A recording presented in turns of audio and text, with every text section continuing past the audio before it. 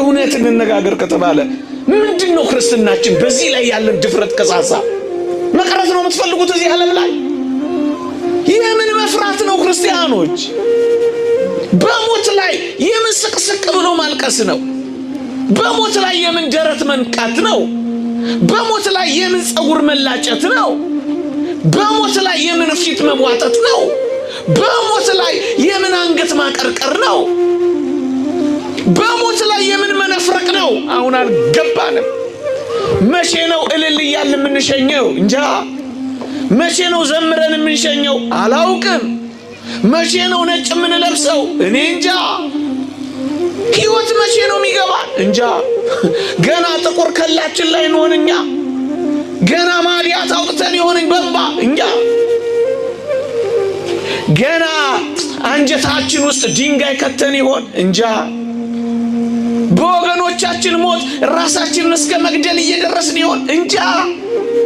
በጽድቅ የተሰናበቱትን እኛ በመመረር ስካር ውስጥ ገብተን ይሆን? እንጃ። የታል የክርስቲያን ወጉ? ሞትን መናቁ ሳንክደው፣ ሃይማኖታችንን ሳንለውጥ፣ ምግባራችንን ሳናጎል፣ ማዕተባችንን እንዳስር፣ እጆቻችንን እንደዘረጋ፣ ጠባለ ኪዳን መሸለ ቁርባን እንደገሰገስን የሚበልጠው መከራ መጥቶ ሳያስክደን ጌታ ሆይ እባክህ ወደ ረፍት ውሰደን፣ ከድካማችን እናርፍ ዘንድ እባክህ። እቺ የመጨረሻ ሌሊታችን ልትሆን ትችላለች፣ ላትሆን ትችላለች።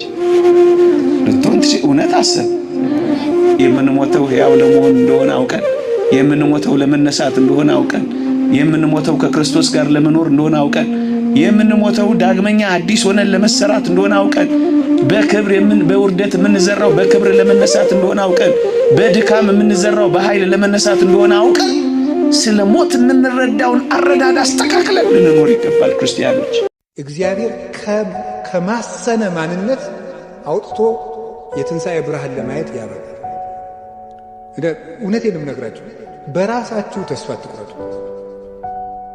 እግዚአብሔር ከኃጢአት ጉድጓድ አውጥቶ ሰዎችን ትልቅ ሰው ያደርጋል። ትልቅ ሰው ያደርጋል እና ደካማ የነበረውን ምንም እንደው ለጽድቅ እዚህ ግባ የማይባለውን ሰው ክርስቶስ ከለወጠው ጣዕም ያለው ጣዕም የሌለው ሰው ቁልቁል የወረደው ማለት ኃጢአት አውርዶ የሚጥለው ውሃታችን እንደሚፈስ ሰዎች ከክርስቶስ ሲለዩ የወረዱ ይሆናሉ። ወድቀው መቀመቃት ይወድቃሉ። እነዚያ እንደገና ተመልሰው ጣዕም እንዲሰጡ ወርደው የኃጢአት መሰረት የሲኦል መሰረቷ የሆኑ ሰዎች ተመልሰው መዓዛቸው ለሌላው የሚተርፍ ለራሳቸውም ለሌላውም ደስታ የሚሰጡ መሆን ይችላል። ያልተረጋጉ ባካኞች የነበሩትን መልሶ እግዚአብሔር ለሰው ደስታ ጭምር እንዲሰጡ ያደርጋቸው። ሰው ጭምር የሚያሰቃዩ ለሰው ረፍት የነሱ ሰዎች ተመልሰው ለሰው ደስታ እንዲሆኑ ማድረግ ይችላል። እግዚአብሔር ነው የሚያደርገው። ተስፋ መቁረጥ አረባም ማለት በኃጢአት ከወደቀ በኋላ ብዙ ሰው የማይመለስበት ምክንያት መጽደቅ ይፈልጋል። ክርስቶስን ይወደዋል። ስዕሉንም እንኳን ቀና ብሎ ለማየት ኃጢአቱ እያሰፈረው አንገቱን ደፍቶ የሚያለቅስ ብዙ ሰው አለ። ግን ኃጢአቱን እንዳይተው ደግሞ ተስፋ አለቀበት። ሰይጣን ብሎ የሚያሳጣን ተስፋ ነው።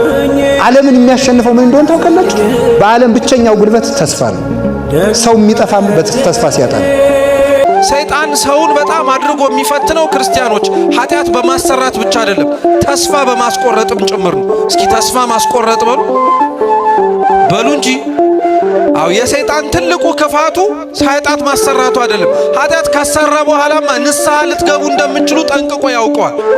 ኃጢአት ከሰራን በኋላ የሰይጣን ትልቁ ክፋቱ በዛ በሰራነው በደል ተስፋ ቆርጠን እኛ ለዚህ የተገባን አይደለንም ብለን እንድንኖር ማድረግ